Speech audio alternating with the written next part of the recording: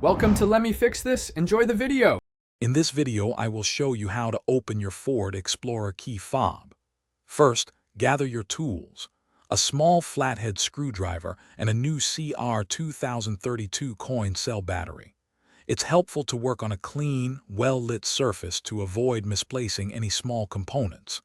This simple process will help you replace the battery quickly and efficiently, getting your key fob working like new again. Next, we'll remove the emergency key.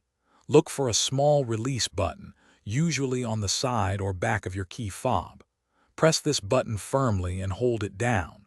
While holding the button, gently pull the emergency key straight out. This step is crucial as it reveals the slot you'll use to pry open the fob's casing. Be careful not to force anything. Now, with the emergency key removed, you'll see a small slot. Insert the tip of your small flathead screwdriver into this slot. Apply gentle pressure and carefully twist the screwdriver.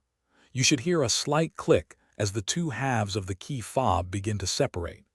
Continue working around the seam if necessary until the fob fully opens, revealing the battery compartment. Finally, it's time to replace the battery. Carefully note the orientation of the old CR2032 battery before removing it. Use your screwdriver to gently pry out the old battery. Insert the new CR2032 battery with the positive side facing up, matching the orientation you observed.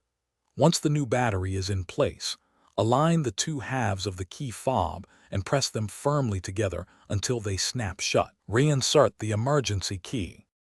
Thanks for watching. If you found this helpful, don't forget to like and subscribe.